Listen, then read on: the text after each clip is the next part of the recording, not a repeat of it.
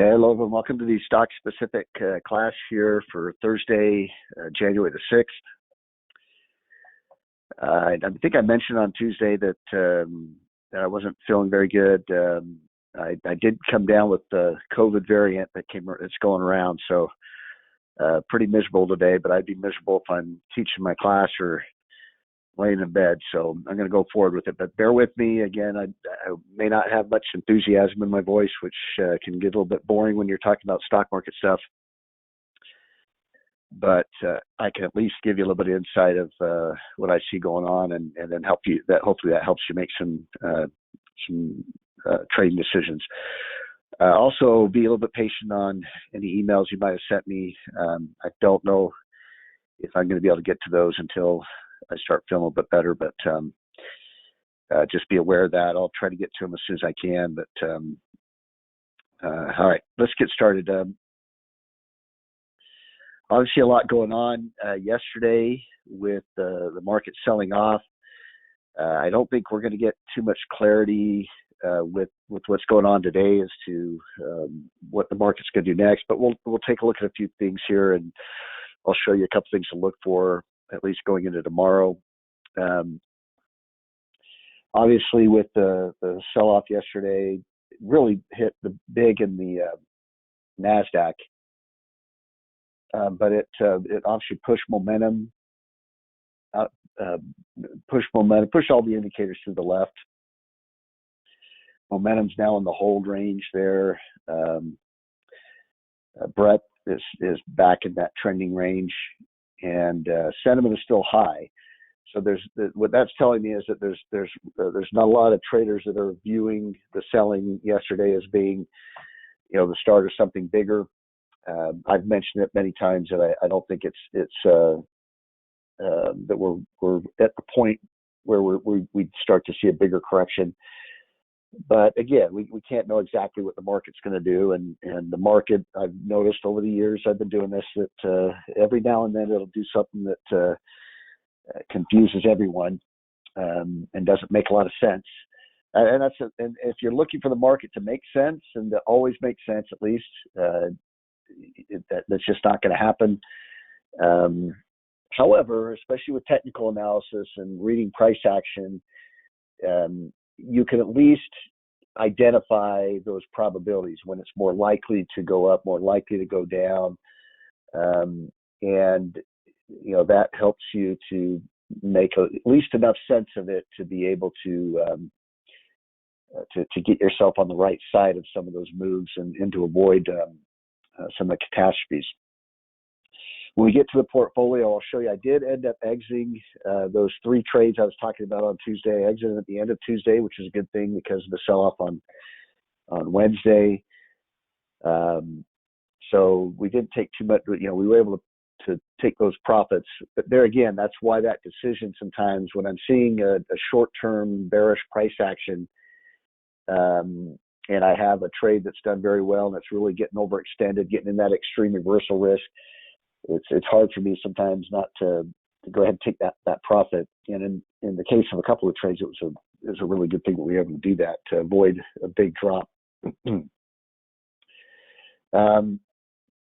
The buy-sell ratios, again, they weren't very wide to begin with. They've kind of come back closer together here. The sentiment has popped back a little bit. These are all good. As far as getting these little market sell-offs, again, allow for the market to charge forward again.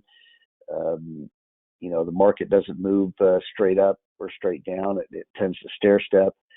So you need these little dips to come down as part of that uptrend, and that's a healthy part of that uptrend. Now, at some point, those trends will reverse, and so it helps to kind of identify trend reversal things that could be going on. And I try to do those in the updates as much as possible to show you when that could be taking place.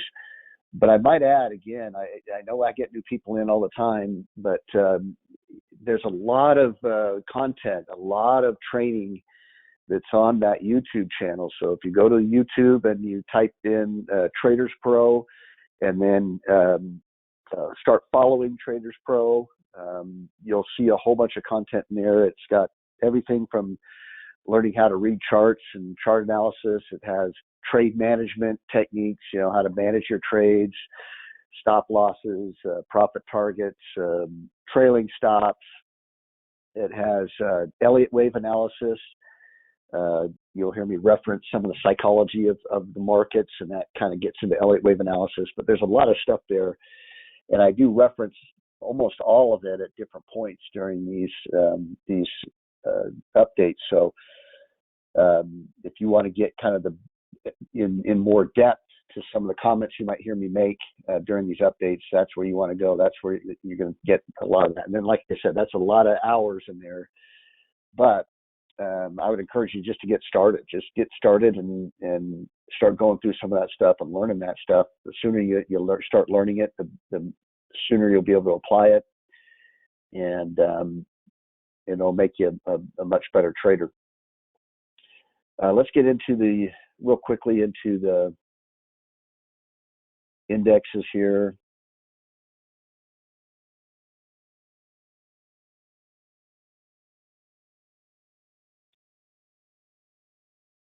Actually, before I do that, hold on.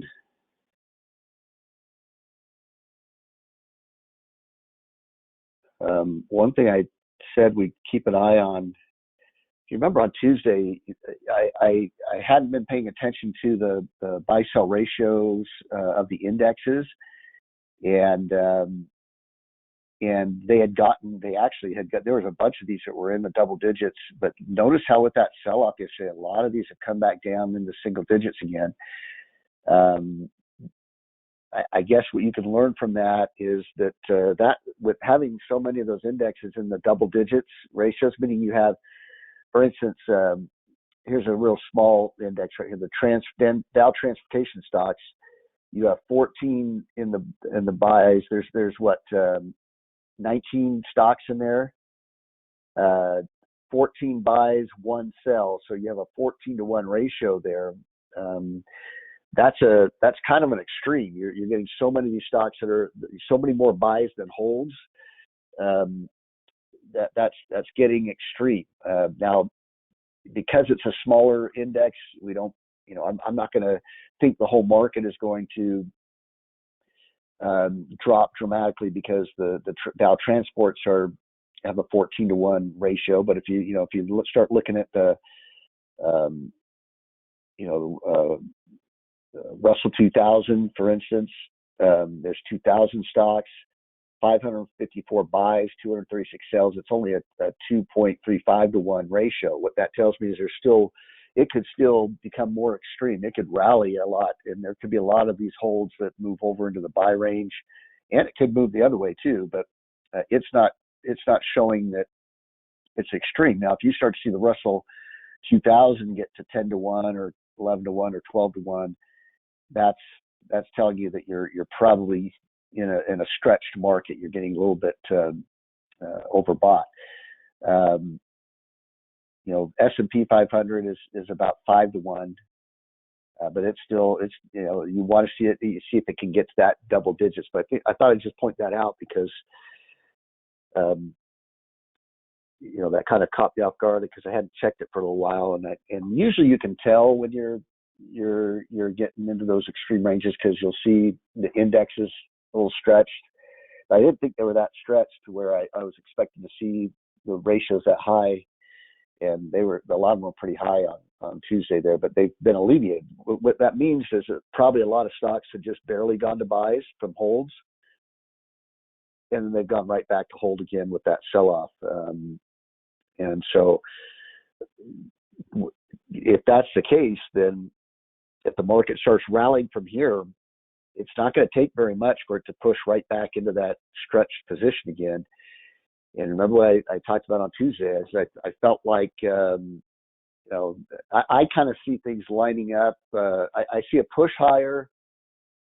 The index is going back to new all-time highs, and people buying this dip, and then getting overconfident, and that could happen pretty quickly. It might be towards the end of the month that we could be setting up for a bigger correction,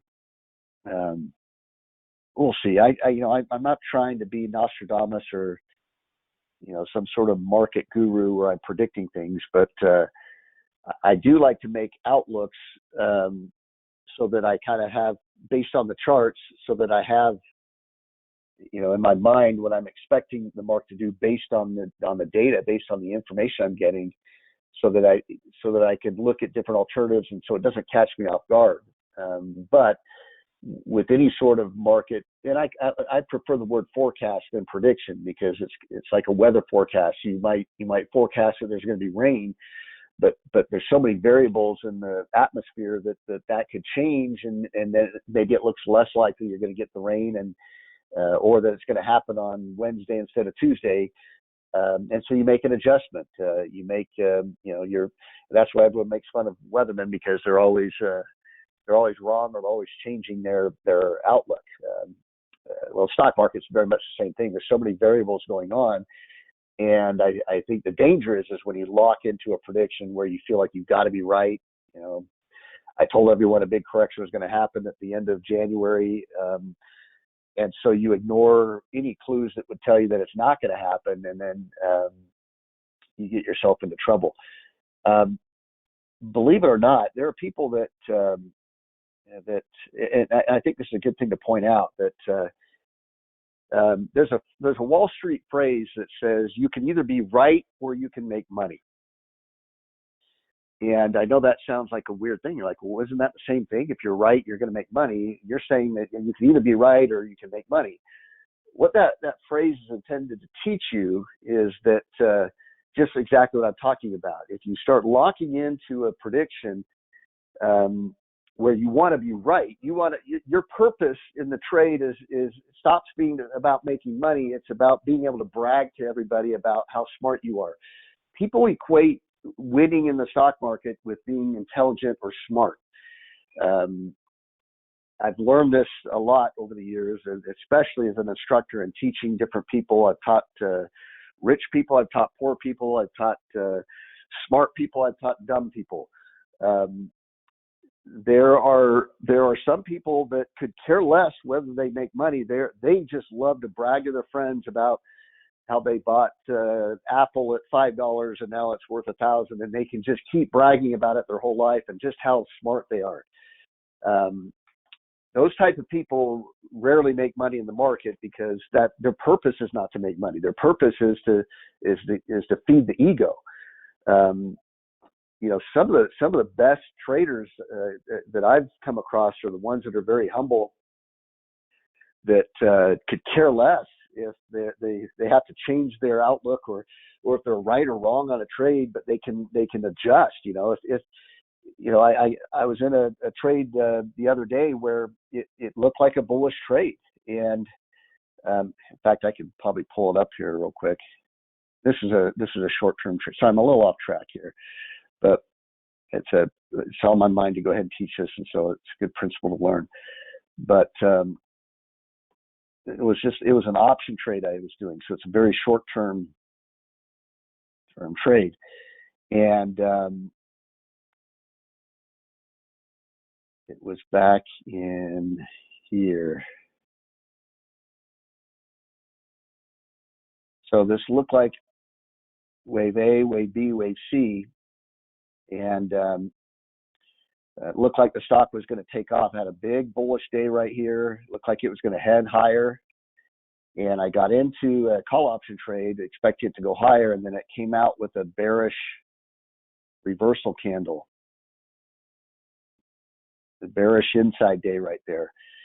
So I got out of the call option trade, took a loss on it, but I'm looking at that saying, hey, that looks bearish.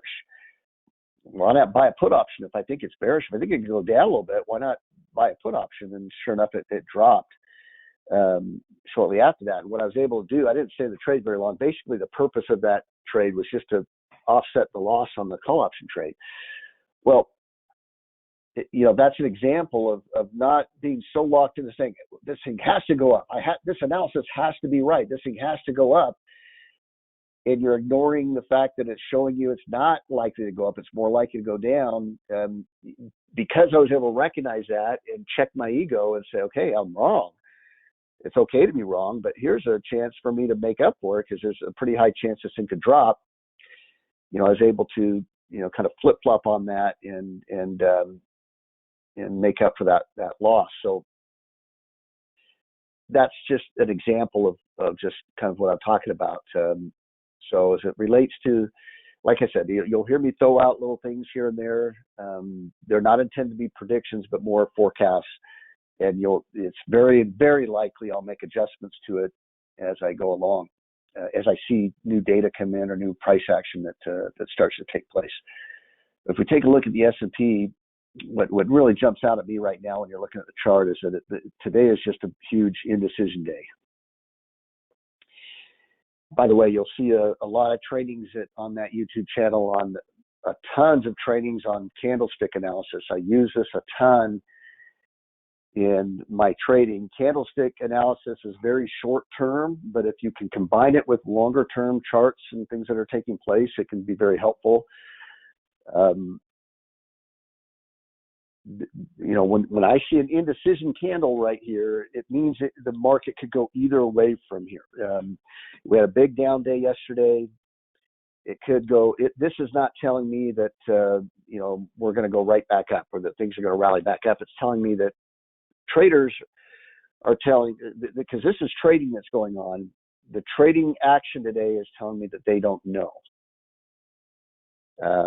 Sometimes you'll see an indecision candle right before a reversal.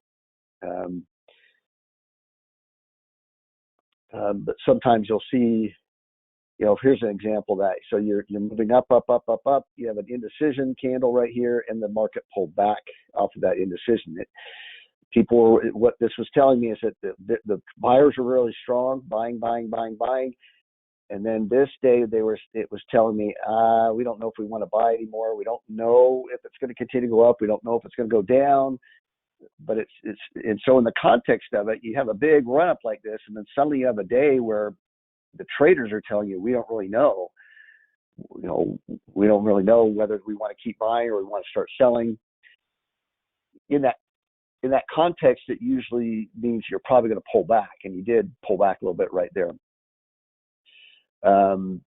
Here was a little bit of indecision right here where you had a down day, a big down day, a little bit of indecision, and it went down another day. But there's a bullish reversal candle right there that was predicting kind of that or forecasting that kind of move up at that point. So, so this alone, could it be that we have another down day? Could it be that we come roaring right back? One of the things I also try to look for is, are there any areas of support or resistance? When we started to sell off yesterday, I was looking at this. This was the breakout area that we had broken out to new all-time highs right through here.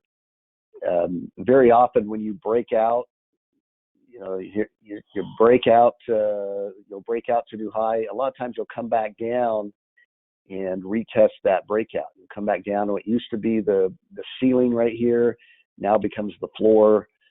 And so that's just basic chart analysis. So you look at that. It didn't hold. It dropped right below that. All these little reversal points are areas where you could find that floor or find a little bit of support. The problem is that this is not a very strong support right here at about 462. And beyond that, I mean, you're coming all the way down to this area down here. You have this little support. You have this is a previous breakout area right there where it broke out above there. So there's potential where this could be that wouldn't be a huge correction, by the way, but that would be a pretty decent pullback. Maybe something similar to what happened right here when it had this big move up and then it pulled back into this area right here. So now I don't base all my expectation on the S&P chart. I like to see, are all the indexes in the area where there's support or there's no support or I don't see any support. Take a look at the Dow. Dow did the same thing yesterday where it broke back below its breakout area right there. Now here's some resistance right in here, kind of where we're at today, where it rallied up and then pulled back right into there. Now this candle is looking less indecisive. Again, if we go back to the SPY chart, that it's called a spinning top because it looks like a little, those little. Nobody plays with the tops anymore. We have more sophisticated games to play, but I'm sure your parents or grandparents probably spun those spinning tops when they were kids. But you can see that it has a very small body, and it has tails that extend to either side. Now, another thing to point out is that these candlestick patterns can change, and these are usually the patterns I'm looking at, or that I'm making a decision on, are going to be at a close when the market closes. When we, because if the market were to close right now, this would be a clear indecision candle right here, meaning it could go either way. But we have an hour and a half before the market closes. What if we rally all the way up to the highs right here and we don't have that spinning top? We have this, it looks more like something like this. Rallies up to the highs of the day there. Well, that changes things. It means that it probably means that there are buyers coming in at the end of the day, and they are making a decision. They're deciding they want to buy, and they're willing to pay some higher prices on things, which is why prices are going up. And so that's the difficult part about when I do these updates is they're not at the close yet, and the things could change.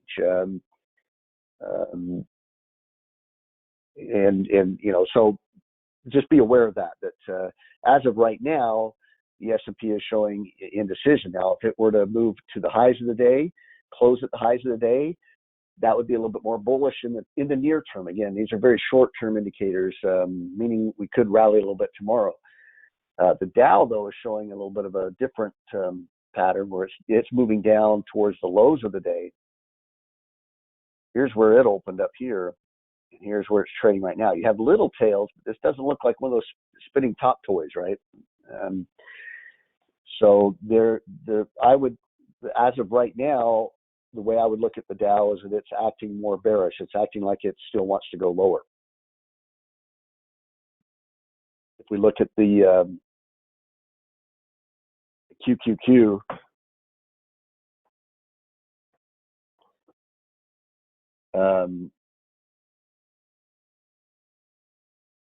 you've got, hold on here. So the QQQ, again, not quite that spinning top. Here's where it opened. So it gapped down at the open. It's trading a little bit higher than where so it has a little bit of a bullish reversal, but again, it's off the highs of the day. So, but there again, this is what I would look for going into the close is, do we push a little bit closer to the highs of the day? If that's the case, that'd be a pretty bullish reversal, a strong bullish reversal day for the Qs. Now, another thing you can look at with the Qs is that it has a little bit of support down in this area right here. So it is very near. In fact, it tested it this morning when it had the lows of the day there. It tested that support area. So this is definitely an area where it could bounce or rally from. And that lines up not perfectly with that breakout area from back here, but pretty close. And by the way, when you're drawing trend lines or looking for support and resistance, you're not looking for exactness. I think that's a mistake a lot of people make in their chart analysis, that they're looking, boy, and you can see exactness sometimes. The stock will come right down to the penny. It'll come down and then reverse right where that trend line was. The problem is there are a lot of times where it doesn't move, it doesn't exactly reverse, and and you could have your trend line right here, and this thing could barely drop below it. You say, oh, it broke support, it's going to crash, and then suddenly it rips higher. It was more of a zone or an area looking for support zones or resistance zones, and that's kind of what I like to look at. And that's kind of what we have going on right here. So if we kind of wrap this up a little bit. The Dow looks like it could drop a little bit further. The Nasdaq looks like it's hitting its bottom. Now you'll notice that the Nasdaq is hit a lot harder the last week than the Dow. In fact, the Dow had been at that new all-time high pretty recently. See right here. So actually, the Dow was at the all-time high and then sold off yesterday on that big drop. But remember, the Nasdaq was already dropping. So as the Nasdaq was dropping, the Dow was still going higher. So what this is telling me right here, with this looking still a little bit more bearish, with the Nasdaq 100 sitting at that support, it's telling me that that what we could see is more of a mixed market over the next couple of days, where the Nasdaq starts to rally and we see the Dow drop maybe a little bit further. Now, where to? You got this previous breakout area over here. Maybe the Dow might drop down to, or could drop down to. Doesn't have to, but I don't see any support where we're, well, like I said, a little bit right here that you could probably use as a possible area for support there. But again, I'm not trying to make a prediction, but a little bit of a forecast here. Maybe what we see is a little bit of a mixed market condition where the Dow is down, NASDAQ is up. Now, again, that's not a real healthy, anytime you have a mixed market, it's not a healthy market to be jumping into. In fact, mixed markets tend to be more bearish, meaning, and what I mean by mixed market is when some of the indexes are up and some of them are down. Usually, it's going to be the Dow and the NASDAQ that are in opposite directions. The Dow does have some tech stocks in it, but it has a lot of the industrials and the conglomerate, or the big conglomerates, financials. You know, it has a lot of different sectors represented. The NASDAQ tends to be the tech sector, and the S&P 500 has both in it. So what will happen typically on a mixed market day is you'll have the Dow up 100 points, the NASDAQ down 50 points, and the S&P basically flat. But the reason why that's more bearish is that what it's telling you when you see a mixed market is it's telling you that money is just moving around in the system, and meaning it's coming out of financials and going into technology, or coming out of technology and going into the industrials. It's not. I talk about this when I talk about market breadth. You're not getting a full participation from everybody.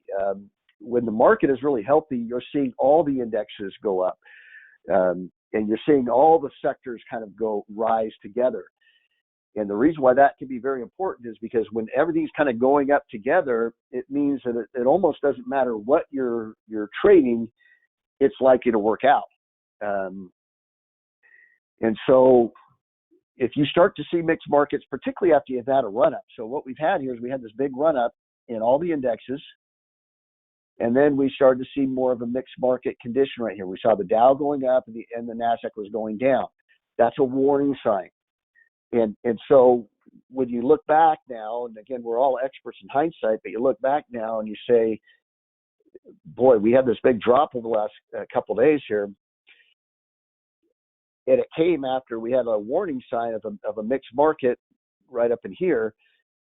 You know, you start to realize that. So next time you have that happen, the markets are running up. So this also ties into the decision I was making on the taking profits on the portfolio. You know, I have a bearish candle on some of these, and we'll look at these here in just a second. And I've got a mixed market taking place. And so that's telling me, you know, maybe I should just go ahead and take the profits I've had. These have been a really big run we've had on these, and I don't want to just give up all that gain. Now, this can be a little bit of a curse when you learn all this stuff, because, you know, when you combine shorter term, you know, these are meant to be a little bit more longer term trades we're getting into. They're still trades, but I'm not necessarily trying to jump into something for a couple of days and get out. I'm trying to stay in them for a few weeks or so, try to ride a trend as best I can. And again, sometimes that's hard to do when I see something very short term that says, when I see me pull back a little bit, sometimes I'm a little bit anxious to take the profit I've already made. And there's nothing wrong with that, as long as you're not taking it too quick, and then finding that most of these trades are going on and making these huge moves that you miss out on. I talked about missing out on a Tesla move on Tuesday, because I got out on a bearish reversal candle, a short-term bearish reversal candle, and then Tesla took off the next day and didn't look back for another week or two. But again, you can always make those adjustments. If you find it's becoming a problem, you can always make those adjustments and try not to react to some of the shorter term signals that you start to see. All right, and then the Russell 2000. It's basically, we were right in no man's land on Tuesday. We're kind of right in the middle. You have this long, big sideways range that it's been in. And we're still kind of there. It's dropped back down, but we're still not. It could come down further, all the way down into here. Now, there are pockets of support right in through here, which we're at right now. You can see it had some support right back in here, right here, right here, right here. Let's zoom back in and see what the candle looks like right now. Yeah, there's a little bit more of a bullish reversal candle. Kind of like the NASDAQ, where you're closer to the highs of the day. Now, this one didn't gap lower. It actually gapped up a little bit, but we call this a inside day. The big down day right here, and then today's candle is inside of that, and it's in the opposite direction. So this is a down day, this is an up day, and it's contained within that candle. Now, typically, for a bullish inside day, to have a little bit more of a stronger reversal signal, you'd want to have a bigger drop. This is basically a real quick. This is the drop was the big down candle. It'd been moving up right through here. Here's an example right here of one.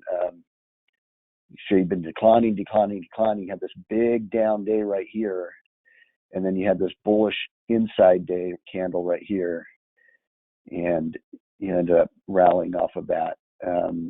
Although it whips out a little bit, you had a bearish reversal candle the next day, then a bullish inside day the next day there. And that can happen. You can get these whipsawing back and forth, but this is where you got to be flexible to adjust. You see that, you're like, boy, that's bullish. That's a bullish inside day. We should go higher. Oh, that's a bearish reversal day. We probably should go lower. Oh, we had a bullish inside day. We should go higher, and we did end up going higher finally off of that.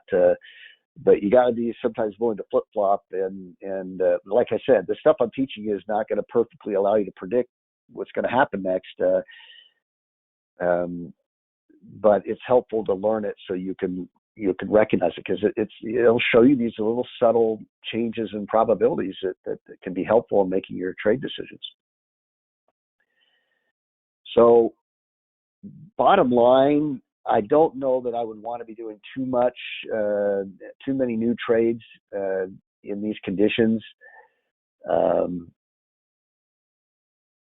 And so, we'll go through some new stocks today. And again, the good news is a lot of these, you're looking for a confirmation anyway. You're waiting for it to go back to a buy signal anyway. So that kind of helps to wait for that confirmation. But we should know. I mean, we should probably know by early next week if the market is if people are buying this dip, or there's a little bit further it's dropping. And if it does drop further, I'd want you to pay attention to those little support levels I pointed out to see if those hold, if they end up holding in those areas. Hold on just a sec.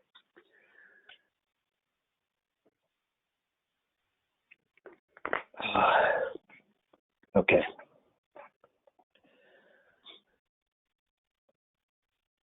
All right, let's get into some stocks here. Transportation stocks are at the top of the list. Again, you can look at all the different stocks within that larger sector. or if you want to peek in on some sectors within the sector. So what are some different sectors within transportation? You can click on this little plus sign right here. You'll get a little bit of a drop down menu that will break it down. You've got trucking, transportation stocks, shipping, railroad, air freight, services, airlines. What I've been kind of looking at lately is some of the, I don't like the shipping companies. I just, I've traded a few of their charts, and they just haven't really, moved as well with some of the price action patterns I've seen. And to be honest with you, typically they're dead stocks. They just don't move very well. I found more of my favorite stocks within the transportation index is airlines, air freight, railroad. And this allows me to also get into stocks that I kind of know. CSX is a railroad stock. American Airlines is an airline. United. We're familiar with those companies. Federal Express, UPS. I'm familiar with the air freight sector. But I found one here in the rails. Actually, I went into the buys. You can see that we have only one in the holds.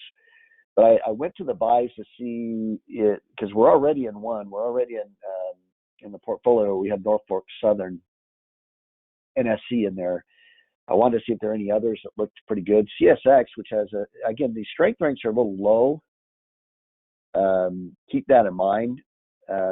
When I got into Norfolk Southern, I was just going through some of these charts. I just love the chart on Norfolk Southern. So, and I wanted to get into because the transportation sector was so high. I wanted to get into some transportation stocks in the portfolio, and so far that's worked out pretty well. I won't be adding this to the portfolio because I don't want to add 268 strength ranked stocks in the portfolio. But if you're looking for a new pattern or something new to consider, CSX looks pretty good. I like it. It's had a buy signal here, but it's for a little while, but it's been moving. It's been consolidating. So it broke out to a new high right here, and then it's been kind of consolidating along that high. A lot, typically what that means is that it should, once it's done moving sideways, it should move in the direction it's moving in before it moved sideways, which was up. So we'll see if that continues. But that looks pretty good. I kind of did the same thing in the oil sector.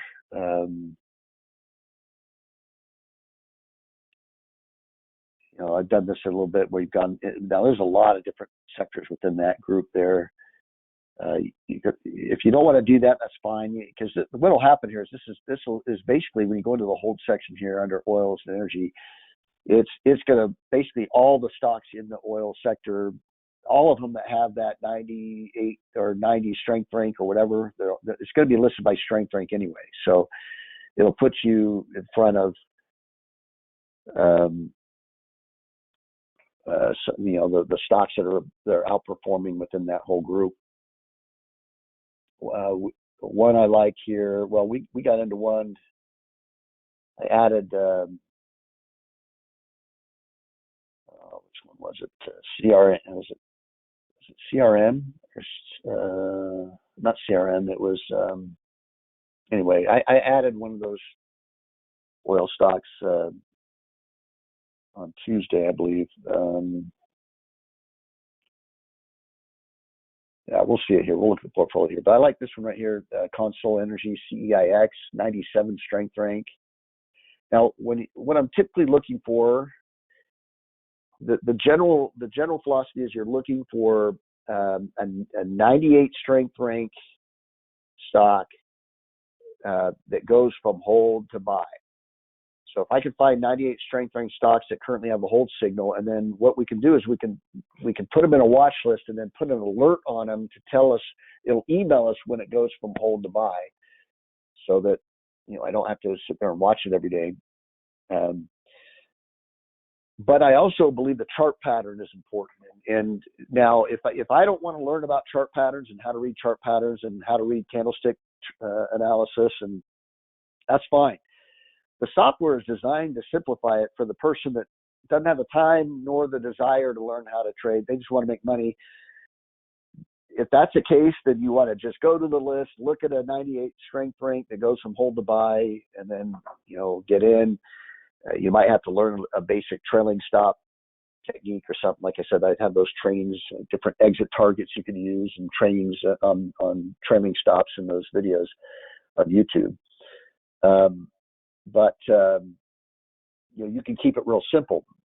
Now, obviously, if you want to learn how to read charts, you can add an element into your analysis that can be a huge advantage to you, because you might find some great stocks that have better patterns that might have a little bit lower strength rank, but the chart patterns are suggesting it's much more likely the stock is going to move higher or go higher, and it is a big advantage. But so because you're in these classes, I'm assuming that you're wanting to spend time to learn how to trade, learn how to read some of these charts. So that's the reason why you'll see me dip down sometimes. Maybe I don't love the pattern on the 98 strength rank hold signal. What I'll usually do is start going down the list until I find a pattern I like. Maybe it'll be a 95 strength rank, which is okay because 95 is still a high strength rank. And then the advantage is it's got a really strong bullish pattern. Maybe it has an inverse head and shoulders pattern, which is one of my favorite reversal patterns to trade. So the stock looks like it's reversing into an uptrend. Only has a 95 strength rank now, but the probability of it going higher is much greater than maybe what I'm seeing on a 98 strength rank. I usually don't like to go below 90, but there are sometimes sectors that just historically don't have high strength ranks. Construction stocks, this construction sector, I might be lucky if I find a good pattern with a 85 strength rank or something. Because normally it doesn't have high 90 strength ranks. I'm not going to say I'm never going to trade a construction stock. What I'm going to do is I'm going to say, okay, I'll try to keep it as high as I can, but I'll look to see if I can find a good chart pattern to get into. Industrial products is another sector that you have a lot of stocks in it, but you don't usually get a lot of high strength rank stocks in that sector. So there can be a little bit of a relative nature to this analysis, and hopefully that you learn how to adjust for that as you attend these classes each week and kind of see that ebb and flow of how I do things. But CEIX 97 strength rank. This looks like it's forming that inverse head and shoulders pattern. You have this big run up right here, big drop down. This looks like the left shoulder. Here's the head. This looks like the right shoulder of an inverse head and shoulders pattern. Looks like it's starting to reverse back up. Again, it had lower highs, lower lows, and then now it hasn't got a higher high yet, but it has a higher low. And now on these types of formations, you could wait till it breaks out to a higher high, meaning it could go back to a buy signal tomorrow, and then maybe you wait for that little bit of extra confirmation that breaks out. That's up to you. But this is one that looks pretty good. I want to put this in the watch list, so I'm going to click on this little green button right here. You put your mouse over it, says add to watch list. I want to add it to my stock specific class watch list. I'm going to save it and go to the watch list. And then usually it'll show up at the bottom. And then right here, I can check this box. This is the alerts here. And then this box says that I want an email alert for CEIX when the signal changes from hold to buy. And then I'll get that email when that happens. All right, another one under retail.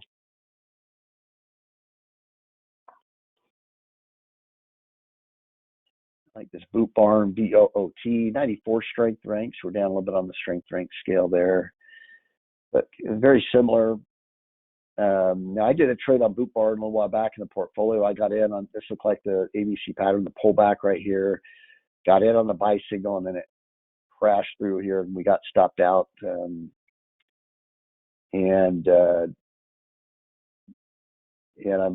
Now it looks like this was just a larger ABC pattern. This looks impulsive. This looks a little bit corrective. You have a possible inverse head and shoulders pattern kind of forming here as well. I'd want that extra confirmation that going back to a buy signal, or you can even wait for it to break out.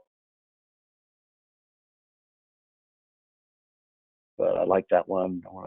I might already have that one in the watch list. So I can't remember if I still put that in there or not.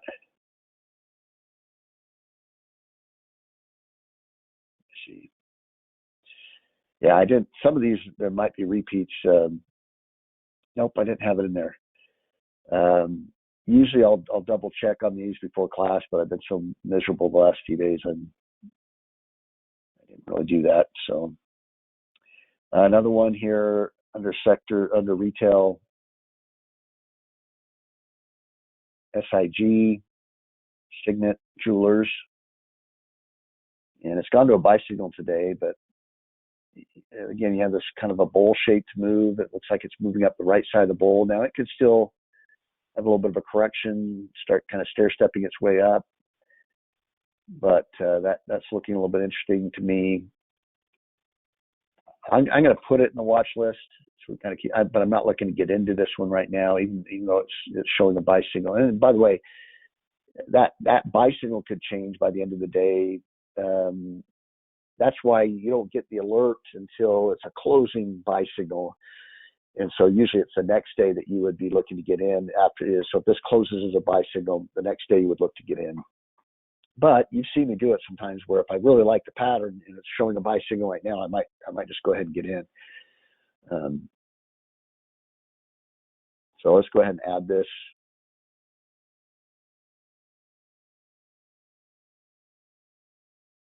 And I'm not going to add the alert because it'll be sending me the alert overnight. And I'm not looking to get into it just yet.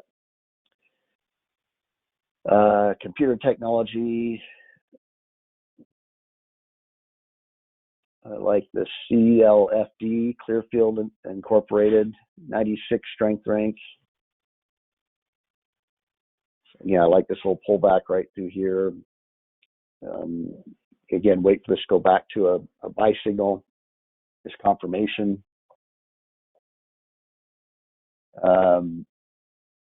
This one we can put in the watch list here. Let's go ahead and add this one in.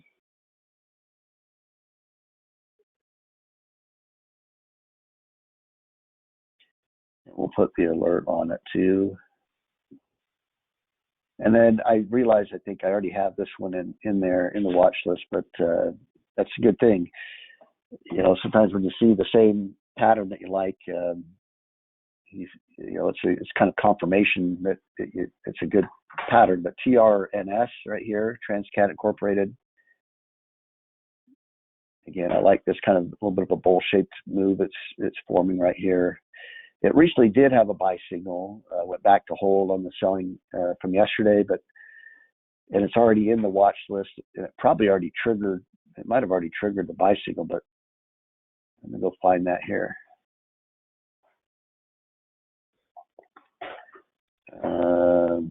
Yeah, we'll just add. I could add the signal again here.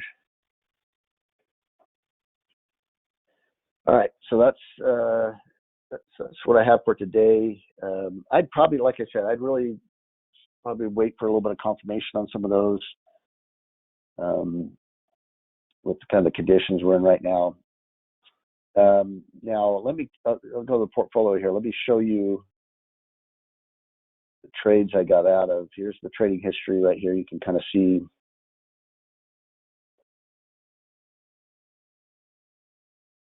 So I got out of, and this was Tuesday right before the close. I got a VNQ, ACLS, and Ford, and made the most on Ford. You know, little gain on VNQ, better gain on ACLS, and then a really nice gain there on Ford. But let me just quickly show you what I was looking at on those. VNQ, and a lot of this I think I talked about on Tuesday as well. But this was showing a bearish engulfing candle. Now this was from Monday, and then this was what I was looking on Tuesday. It was looking like it was confirming that by moving a little bit lower. We had this big run up right here, so we had buyers confidently buying higher, and then here it had that bearish reversal. It felt like it could pull back, maybe even as far as that breakout area. So I got out, and look what happened yesterday. I mean, it came almost all the way back down. The breakout did test it today with the low of today. Now today's a little bit of a bullish hammer candle formation that could start to rally back up. I'm not going to jump back in this yet, though. I'd like to see a little bit more confirmation from that, because that's a pretty big drop right there. But you can see why sometimes if you can see some of those signals, it can be valuable to be able to get out. This one-day drop wiped out a full week or week and a half of a rally right there. I mean, several days it took for it to go out, and it dropped very quickly. That's what happens. Stocks will tend to fall a lot faster than they rise, and so you can give back these gains very, very quickly, and they actually have gains turn into losses very quickly if you're not careful. The next one was ACLS. And same thing, had a bearish engulfing candle on Tuesday. This one didn't drop a ton, but it did drop back to that breakout area.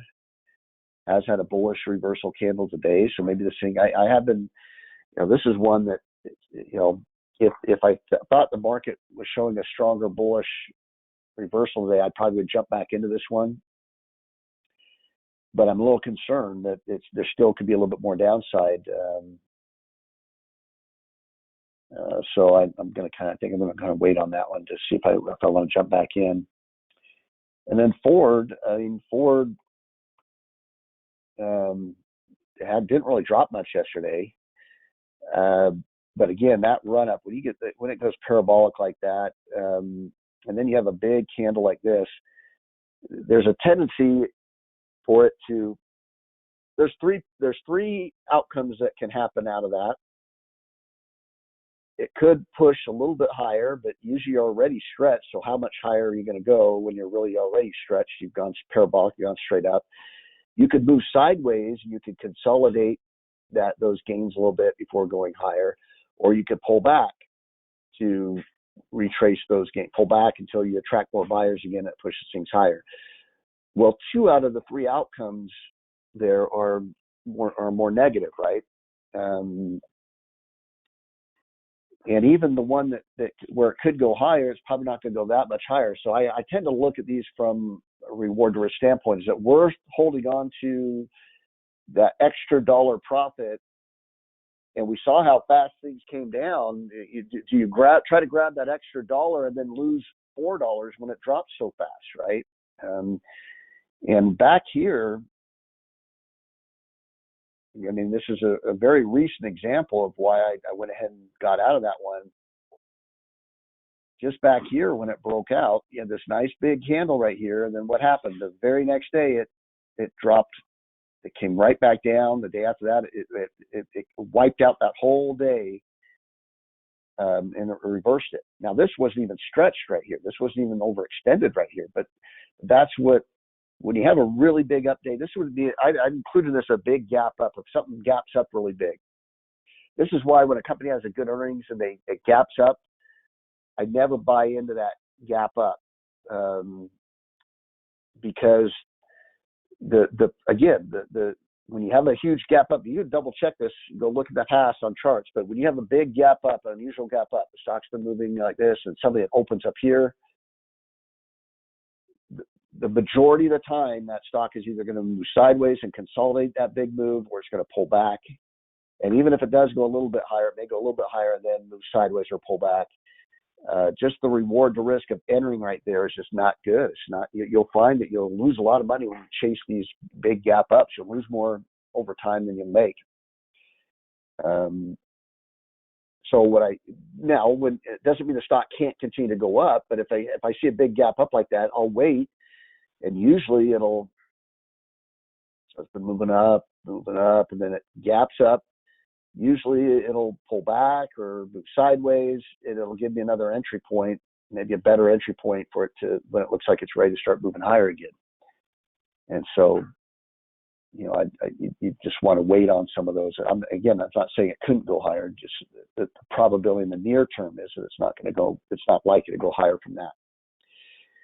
Now, I also noted on Ford there was a major resistance back in 2000. I had to go back and use another charting service. It was a little bit easier to use another charting service to go back all the way to 1998, I think it was, that there was a support area, which is exactly where this thing gapped up to on Wednesday or Tuesday. Gapped up and then ran. There's also a pretty major resistance area up around 2650 or something like that, 27, somewhere in that area there. So I just started to look at that as, do I want to try to capture that extra $1.50 and risk giving back, this gain there? So I just took the profit on that. But we'll see again if this consolidates. This consolidated for a while after a big run up. Maybe we'll get another chance to jump in. Bottom line is you got to take profits at some point, and you can't ever know how far a stock is going to go. So my philosophy is if you can explain why you did something like I just did, there were reasons why I went ahead and got out of that. I gave them to you on all three of those stocks. If there's in other words, I'm not just grabbing the profit just to grab the profit. Can't do that either, But based on analysis, there are reasons I believe that that those stocks could pull back a little bit. I can always jump back in them again. That's the philosophy I have. Or I could always find another stock that's getting ready to move and jump into that one. I do need to look at possibly stopping out of LLY. So I'm going to watch this into the close. Stop price is at 260. I usually like to wait to see if it closes below that. However, one other thing I'm taking into account here on LLY is that you have a little bit of a bullish reversal formation, not quite a hammer, because you need to kind of, it needs to go up a little bit further, but we've got an hour before the market closes, and it's possible. I think I have my stop right below this area right here. There is a low right here too that it could be. So, we're in kind of a general area to stop out, but you could also make the argument this is a bullish ABC pattern, and if this closes as a hammer formation, it could be ready to start rallying back up. So I'll try to make that decision at close. If it looks like it does right now, or is up a little bit higher from now, I'll probably definitely hold it another day, see what happens. But I don't see anything in the chart that's really telling me that this thing's going to fall apart right here. And so, yeah, I'll see. I'll have to make that decision there. I don't have any other ones that.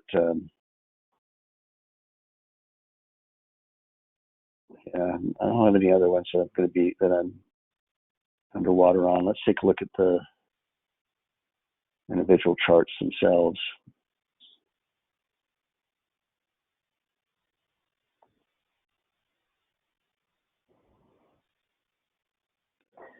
We already looked at LLY. LPX, again, has a bullish reversal candle. Our stop is down here, though, so we're not even near our stop. But this is looking fine. Looks like it should start moving back up off of that. LPI down a little bit today, but again, it looks okay. I guess I could switch these to the signals too, so we can look at those. I don't see any reason to, this is nowhere near our stop yet. KRUS, again, our stop's down here a little bit further. Kind of more of an indecision day today. But I don't see, the chart doesn't look broken, so I don't see a reason to be bailing on it. Tesla. Now, Tesla, I was pretty close to moving my stop up to right in here. I didn't though, and we have the sell-off here, have a little bit of a bullish hammer that's forming right here. We'll see if this starts rallying back up. It also looks like you could be getting that inverse head and shoulders pattern there on Tesla, so there's still a lot of potential upside there. NSC, none of these they all look kind of fine. CLR, this is the one I entered Tuesday, CLR.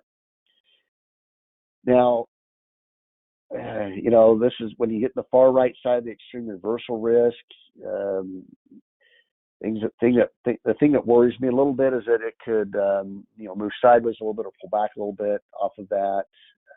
But it could stay extreme for a while as well. Now we barely got in this one, so I see, and our stop is down. I think our stop is down below here, so I see no reason to be getting out of this. Now I think what I'll do is wait to see what happens tomorrow. Because remember the S&P chart was showing a little bit of indecision, so I don't know really where the indexes are going to go in the near term. But we could make a stop adjustment to get it below here, and that would at least cut our risk down with that being in that far right side of that extreme reversal risk. But yeah, I'm not going to make that adjustment just yet.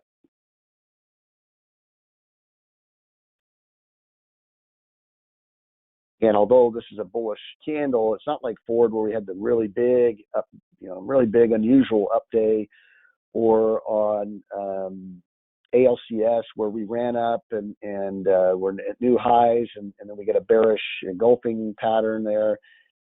I don't see anything in today's price action to say that this looks like it's going to drop in the near term. So I don't want to, I don't see a reason to take any quick profits or a reason to adjust these stops just yet. Let's just kind of see how this kind of gets going here. All right. Now, out of the watch list, there were a couple that I was kind of had question marks on to maybe add to the portfolio. Getting out of those trades, I've got some cash. One was SUN, possibly adding this in there. This looks like it's getting close to breaking out. If it can hold that as a higher low, this is a little bit of a bullish inside day.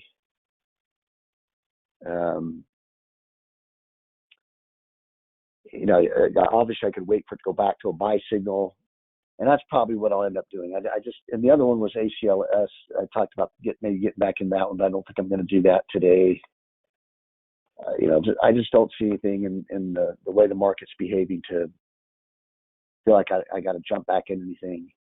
And I definitely want to have cash if it does make another leg down. I want to have something that I could get into when it kind of bottoms out, start rallying back up again. I don't want to be all in. So, yeah, I kind of like where we're at right now. We'll see how things go and move on from there. All right. That's all I have for today. I think that's all my body can handle right now. But have a great weekend, everyone. I should be back to, I'm vaccinated as much as you can possibly be vaccinated. So I don't anticipate that this is going to be and I got it before. I got it last year, and without a vaccine. The vaccine wasn't there yet.